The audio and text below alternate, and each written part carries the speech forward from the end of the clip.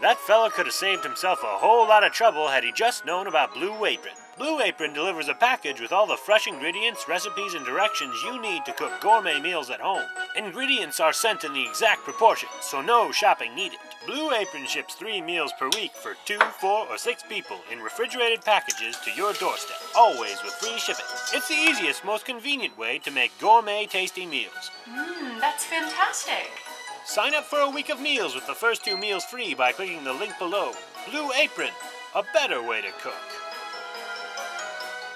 Hi, I'm Karl Engel with Picasso Barbecue, and today we're going to show you how to properly sear a steak.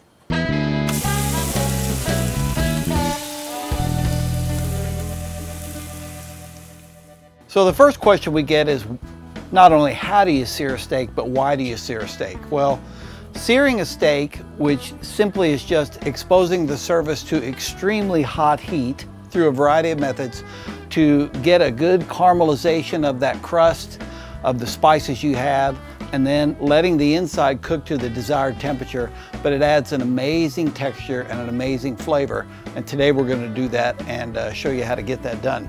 So the first thing you're going to want to do is there's a variety of methods to searing a steak. The first method is in a cast iron skillet. So we've got a cast iron skillet, and you want this thing to be screaming hot. So we're going to put that over our fire while we prepare our steaks. Now we've got a couple different steaks here.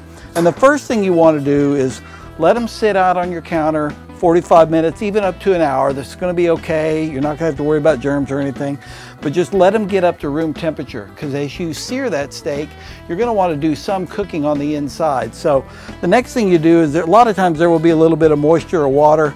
You're going to want to pat these. Just take a regular paper towel, pat them dry, get them good and dry, because that water will have an adverse effect when you put it in your pan or on your hot grill when you sear it. So you want as dry a product as you could possibly get. Now we're going to season it. So we've got a little bit of oil in the pan, so we're not going to put any oil on the steak, but we are going to liberally season it with salt and some cracked black pepper. And again, these are pretty good sized cuts of meat, so you don't want to really skimp. And this is what is going to create that crust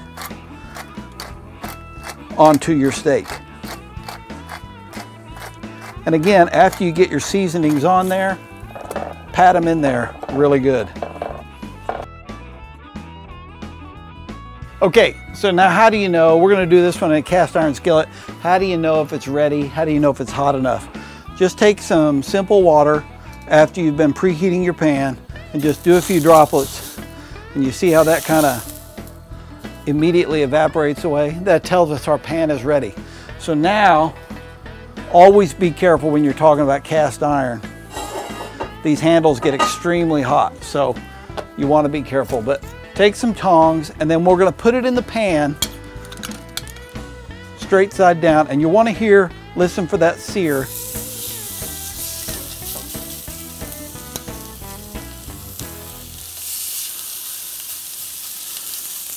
Now, it's important, don't touch it.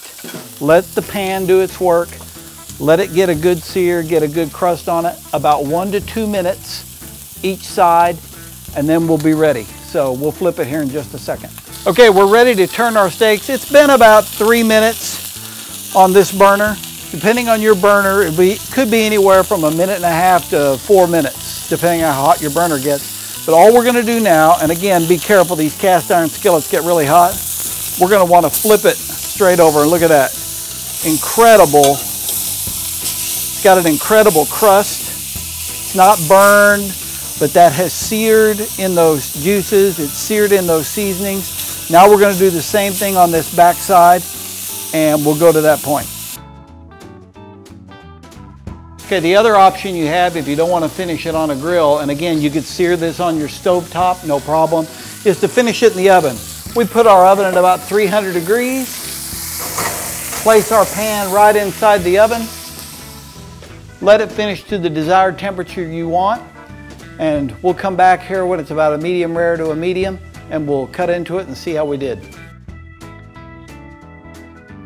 Okay, we've been searing about 5 to 5.5 minutes. Right here, we're on our second side. So now you got 2 options. Number one, we always want to check the temperature of where we're at. So right now, if you eat a rare steak, this is probably about where a rare steak is. But you don't want to leave it in your pan and burn it, so you have a couple options. You can finish it on your grill, whether it's charcoal or gas. If you have a charcoal, set it up for indirect grilling, and you're going to want to put the pan away from the flames on a cooler part of the grill. If you have a gas grill, put one of your burners on really low and the others you can put on high to where it works more as an oven.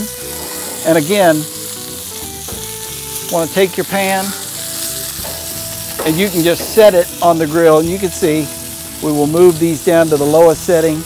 These are on the highest setting, and we will finish it to the desired temperature. Again, about 120 is going to be rare. 125 to 130 is a good medium rare. You get up to about 140, 145 is about a medium. If you're going to cook much more than a medium, then it's not going to be quite as tender in our book, but that's going to give you the most flavorful steak. So, okay, our steak's finished cooking to the desired temperature we want. We'll just pull them off our grill. We'll set them here and let's see how we did. Again, be very careful. That pan is going to be crazy hot. You can see a great sear, a great crust on both of these steaks. Okay, we've taken them off the grill. They're at the temperature we want, which for our purposes, it is about a medium. So now we're going to cut into these steaks and see how we did.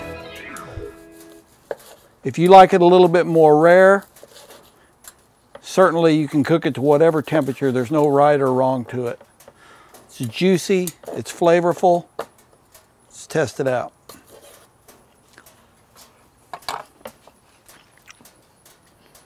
Just an amazing flavor. You get a little bit of crunch from biting through those seasonings that you made on that crust with your searing. Try it at home. You'll love it.